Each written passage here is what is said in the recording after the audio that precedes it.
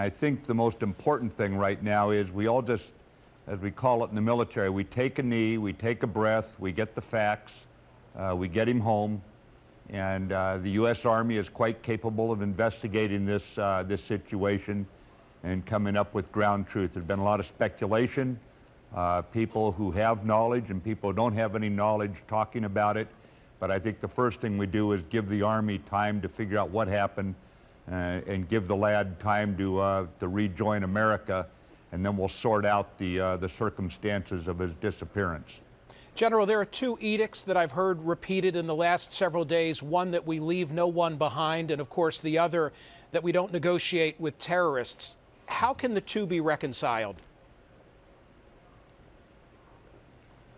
Well, Bowe Bergdahl was not a soldier. He was a U.S. soldier. He's one of us. And even if we have disagreements or disappointments or worse, if the investigation were to find misconduct, we leave that as a separate issue to be handled quite capably by the U.S. Army under the U.S. Constitution and the laws that have been passed by the U.S. Congress.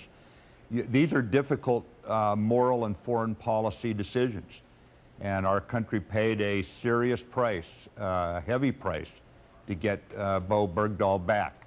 And that's something that we've got to work out and determine how best to handle it. But I would just tell you, Michael, that you often are in a position when the situations are like this, I think, to take the least bad option. What is the one that you can call not good, but the least bad option in order to gain a release like this? It's very hard to reconcile those two competing points, as you pointed out.